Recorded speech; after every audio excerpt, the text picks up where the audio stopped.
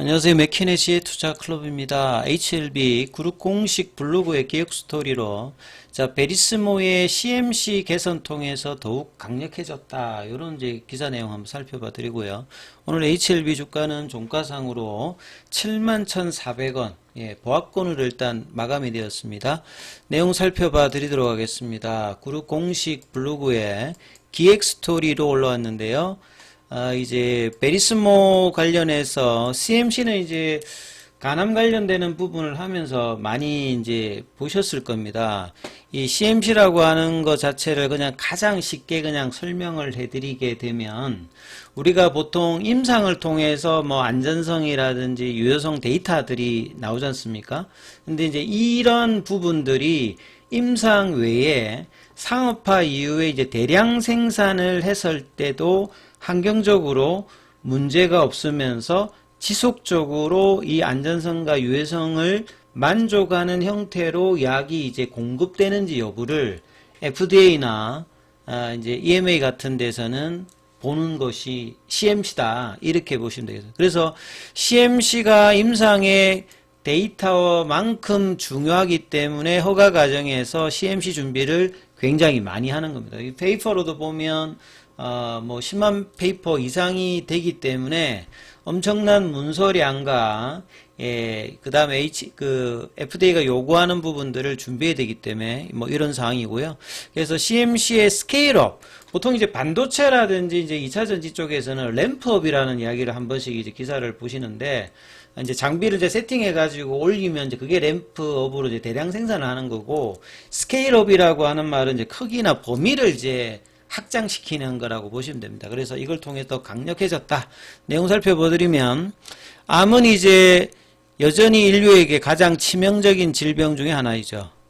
암과 싸우기 위해서 다양한 항암제를 1940년대 이후부터 표적항암, 그러니까 뭐 세포독성 항암제, 이제 2000년도 이후부터 이제 표적항암제, 2011년도 이후부터 면역항암제, 요렇게 이제 항암제 개발들이 있었고, 최근에는 인체의 면역을 활용하는 면역항암제. 면역항암제 중에서 대표적인 게 면역관문 억제제죠. 그러니까 뭐, 이 키투르다라든지 옵티보 같은, 뭐, 캄넬리주막 같은 요런 게 이제 면역관문 억제제고, 그것만 있는 게 아니라, 과거에 이제 신라젠의 이제 팩사백 같은 경우에도 면역항암제고, 그 다음에 이제 베리스모가 하는 카티도 면역항암제다. 이렇게 이제 카테고리가 되어 있습니다. 면역항암제 중에서는 환자의 면역세포, 대표적으로는 T세포입니다. 벽혈구 중에서. 자, 이걸 변형해서 암세포를 공격하게 되는 첨단 유전공학 기술. 그러니까 보통 T세포는 암세포와 이제 인지하는 TCR을 가지고 가는데, 암이 이제 변이가 많아서 이제 T세포가 제대로 기능을 못해서 못 찾아 들어가는 경우가 생기죠. 그러면 이제 면역 기능이 발생을 못 하는데, 이런 부분들을 유전적으로 조작을 해주는 겁니다. 그래서 T세포 표면에다가 키메릭 안티젠 리셉터라고 하는 이제 항체에 보면 찾아 들어가는 그 부위의 일정 부분 절편을 잘라서 이제 T세포에다 붙여서 이제 가는, 이게 이제 카티입니다. T세포에다 붙이면 카티고, 그 다음 NK세포에다 붙이면 뭐 NK 요렇게 이제 된다라고 봐야 되겠죠. 그래서 2018년도에 이제 노바티스의 킴리아가 FDA 허가를 받으면서 카티세포 치료제가 이제 항암제로서 쓰였기 때문에 지금 연도로 보게 되면 10년이 채 안 됐거든요. 그러니까 이제 카티는 앞으로도 최근에 이제 ADC와 더불어서 굉장히 많이 빅파마가 투자하는 어떤 부분이기 때문에 베리스모의 장기적인 어떤 성장 과정, 그래서 지금 HLB 이노베이션의 주가가 그렇게 막 단기적으로 막 세게 안 움직입니다만 중장기적으로 베리스모 임상 결과가 2028년도 정도 되면 나오기 때문에 한 3, 4년 이상 보시는 분들 같은 경우에는 좋은 어떤 선택지가 될 수 있고, 초기 HLB의 뭐 2009년도, 2014년도 이전의 어떤 흐름이다. 이렇게 좀 보시면 될 것 같아요. 자, 그래서 이제 카티 관련되는 부분들은 기적의 항암제라는 말은 완치가 가능하기 때문에 그렇습니다. 이게 혈액암을 중심으로 보통 이제 항암제 개발은 혈액암을 중심으로 해서 먼저 나왔고요. 이제 이 부분들이 이제 고형암 쪽으로 갔는데, 혈액암은 완치를 기본적으로 목적으로 하는 겁니다. 근데 이제 고형암 같은 경우에는 완치가 안 되다 보니까 이 뭐 OS 값이라든지 뭐 PFS 값이라든지 좀 오래 살게 하는 요런 것들을 이제 주요하는 것인데, 이게 이제 카티가 고형암 쪽까지 만약에 넘어가서 적응증 확장을 해서 이제 혈액암 같은 뭐 이런 어떤 결과를 낸다라고 하면 상당히 이제 기대가 높아지는 거죠. 이 카티 치료를 받은 암 환자 7, 80%가 카티는 한 번만 치료를 합니다. 그러니까 약가도 굉장히 비싸고, 예. 그래서 뭐 보통 5억에서 한 10억대 정도, 예, 보험을 적용받지 않았을 때, 그래서 완전 간해가 경험한다. 하지만 놀라운 효과만큼 가격 또한 굉장히 고가이다. 그러니까 환자 몸에서 T세포를 꺼집어내고요. 이걸 유전 조작을 하는데 이거 병원에서 못 하거든요. 그러니까 보통 킴리아 같은 경우에도 만약에 하려고 하면 킴리아가 있는 R&D 센터가 있는 미국 쪽에다 보내가지고 그걸 다시 받아가지고 해야 되기 때문에 이런 어떤 처리 비용 기간들 다 따져서 굉장히 고가다. 그래서 이제 그 세계 최초의 카티 치료제인 킴리아 같은 경우 2017년도에 출시 당시에 6억 정도. 그러니까 병원 뭐 관련되는 비용까지 다 포함하면 10억 정도가 된다고 생각하시면 됩니다. 그래서 카티가 이렇게 비싼 이유는 다른 사람한테 가는 게 아니라 본인 거 있잖아요. 본인의 T세포를 활용하기 때문에 그러니까 동종으로 가기 위해서 하는 거는 이제 NK는 이제 동종에서 받거든요. 그러니까 조금 이제 카티보다 카 NK가 좀 비용이 좀 저렴한 형태입니다. 그래서 맞춤형 유전 공학 치료라는 거, 그 다음에 세포 제조 과정에서 수작업을 해야 되기 때문에 이걸 만약에 이제 카티 같은 경우에는 왜 이제 좀 제한적인 어떤 부분이 있냐면 이걸 하려고 하면 각국에 이런 어떤 이제 유전 배양 관련되는 시설이 다 있어야 됩니다.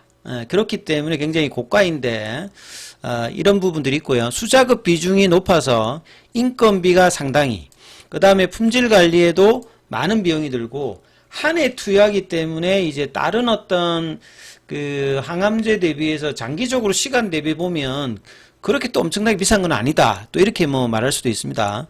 그리고 한 사람이 카티 치료를 받기까지 한두 달이 소요되는 게 제조 과정 또 보내고 받고 이렇게 하는데 시간이 많이 걸리는 거죠. 그래서 카티 치료 과정에서는 먼저 환자 자신에서 그 백혈구 일종인 이제 T세포를 채집합니다. 근데 이 T세포를 이제 훈련을 시키는 거죠.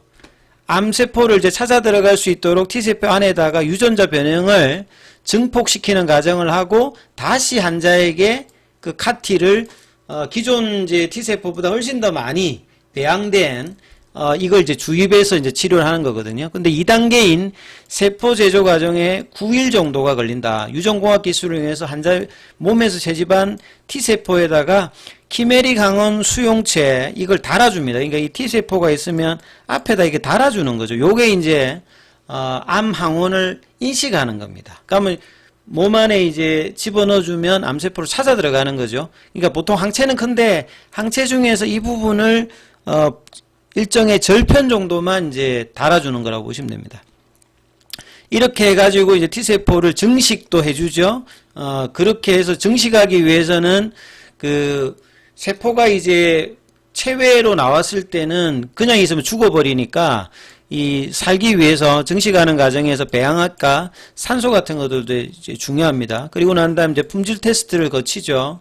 그래서 이 모든 과정이 수작업으로 이루어지기 때문에 비용이 굉장히 높게 된다. 그래서 이제 카티 업계에서는 생산 비용을 줄이기 위해서 굉장히 많이 노력을 하는데 이것도 뭐 중요합니다만 결국 이제 보험급여 적용이 어떻게 되느냐가 더 중요하겠죠.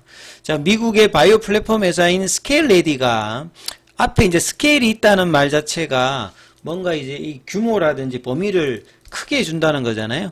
그래서 이제 세포 치료제 제조 분야에서 혁신을 가져온 기업인데 카티 제조 과정에서 그간의 수작업으로 사람이 일일이 했던 이런 어떤 배양 과정이라든지 그 다음에 T세포 꺼집어내는 채집과 이런 과정들을 수작업 비중을 획기적으로 줄여주는 플랫폼으로 업계에 큰 이제 환영을 받았다. 그래서 스케일레디 같은 경우에는 이 바이오테크네를 비롯해서 세계 기업의 합작 투자로 조인트 벤처인데요. 이 자동으로 세포를 배양해주는, 그러니까 사람이 일일이 배양이라든지 산소 이런 환경을 만들어줘야 되는 것들을 자동으로 세포를 배양해주는 지렉스 바이오 리액터, 바이오 리액터 안에서 이제 그 배양기거든요. 여기를 이제 판매하고 있다.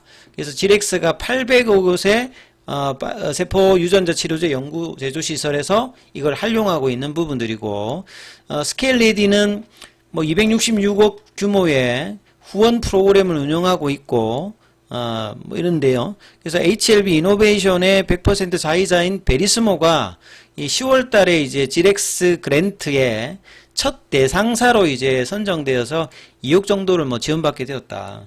그래서 이로 인해서 이미 뭐 알려졌던 기사입니다. 지렉스 소모품과 장비 시약은 물론 이 스케일레디 측의 이제 전문가 지원도 받을 수 있다. 그러면 이제 이런 어떤 기술을 통해서 베리스모가 이제 카티를 만들어내는 생산성이 향상이 되고 제조 비용이 이제 절감이 되면 나중에 이제 허가 이후에 환자들의 어떤 경제적인 부담, 그 약가가 좀 떨어질 수 있는 어떤 요인을 만들어낼 수 있다. 요런 이야기다 보시면 될 것 같고요. 그 다음에 오늘 이제 항서제약 같은 경우에는 홍콩 상장 이슈가 나오고 난 다음부터는 지금 단기 이평선 밑단에서 계속 형성을 되고 있어요. 자, 오늘도 그냥 강보합권 정도의 마감이 되면서 월봉상에서는 12월 달에 음봉으로 지금 진행을 하고 있습니다. 자, 그리고 이제 공매도 쪽은 이제 오늘은 1664주 정도가 거래되었고요. 공매도 순보유 잔고 같은 경우에는 이제 이번 주 월요일 기준이죠. 270만 주대에서 계속 있습니다. 그리고 이제 대차거래 관련되는 부분은 오늘 상한만 좀 많았고 차트 흐름을 좀 살펴봐 드리면 오늘은 이제 시장의 어떤 전반적인 어떤 수급이 해외 증시하고 좀 다르게 일단은 좀 움직였다라고 봐야 되겠죠. 그래서 어제는 또 외국인들 기관들이 매도했다가 오늘은 오랜만에 다시 또 외국인 기관들이 일단 순매수 흐름입니다. 코스닥 쪽에서는 이제 뭐 투신이나 연기금이 좀 팔았습니다만 전반적으로 일단 매수해가 좀 들어오는 어떤 이제 분위기로 코스피도 1%, 코스닥도 0.45% 올라갔죠. 근데 HLB는 이제 이런 시장의 어떤 영향에서도 동행을 한다기보다는 지금 시장의 이제 흐름들에 대해서 이제 베타 지수로 보게 되면 크게 지금 반영을 안 하는 그런 흐름들을 계속 좀 이어가고 있죠. 오늘 같은 경우도 전일 이제 음봉에서 양봉을 좀 만들어 줘야 되는 어떤 상황인데 분봉을 보시게 되면 아침에 이제 이 음봉이 나왔다 바로 양봉으로 채 갔는데 다시 또 이제 음봉이 나오면서 10시 전까지 다시 또 7만원 초반에 밀렸거든요. 그리고 이제 7만원 초반을 쌍바닥으로 1시 정도 하고 난 다음에 2시 넘어서 시장 전체적으로 이제 종목들이 좀 반등 흐름들을 강하게 좀 대형주 중심으로 올라왔기 때문에 이때 한 72,000원까지 이제 아침에 고가를 넘어서는 흐름을 거래가 좀 나오면서 하다가 다시 이제 유지를 못하고 거의 이제 보합권으로 일단 마무리하는 모습이었고요. 자, 그래서 시간 내에서는 이제 200원 정도 더 올려서 71,600원입니다. 그래서 이 75,000원, 78,000원 구간을 가지는 못하고 7만 초반원대에 피보나치 이제 추세 가격에서 계속 이제 머무르는 플랫턴 흐름들을 오늘도 좀 이어가는 모습이었습니다. 그리고 이제 창구 쪽으로 보시게 되면 공매도 창구인 신한, JP모간, 한국은 오늘 좀 매수를 했는데요. 신한이 어제에 있어 오늘도 이제 매도가 많은 어떤 모습을 보여줬고요. 그 다음에 이제 현물 쪽에서 이제 외국인 기관들 매도를 보면 어제도 외국인들이 이제 코스닥에서는 HLB를 제일 많이 팔았는데 금액 기준으로 오늘도 한 38억, 전일보다는 좀 줄었습니다. 그 다음에 국내 기관 쪽에서 보시게 되면 국내 기관은 오늘 HLB는 40억 정도 매수가 들어왔고요. 자, 프로그램 쪽은 어제에 이어서 매도, 외국인은 어제에 이어서 매도인데 매도량은 좀 줄었죠. 이제 기간은 좀 이게 좀 돌렸습니다만 큰 흐름은 없는 볼린저 밴드 하단에 지지는 되고 있고 요 밑에 빨간 선이 이제 추세 지표를 나타내는 파라볼릭 잔마다 여기 이제 깨지지 않으면서 일단 유지를 하고 있는데 양봉이 이제 목요일 금요일 날 좀 올려서 20일 이평선과 그러니까 어제의 음봉의 시가 라인이 73,800원입니다. 그러니까 여기 라인과 지금 조금 윗단의 볼린저 밴드 상단 가격이 오늘 기준으로 보시게 되면 76,000원대입니다. 결국 이제 최소한 75,000원 위로 올라가서 21평을 지지를 받고 78,000원을 가면서 이제 밴드 상단을 넘어서 거래량을 동반한 이 흐름이 언제쯤 나오느냐가 일단은 가장 중요한 어떤 부분인데, 자, 목요일, 금요일은 이런 어떤 시도들이 나올지 여부가 좀 중요하고요. 계열 종목에 관련되는 부분은 이어지는 영상에서 설명해 드리도록 하겠습니다.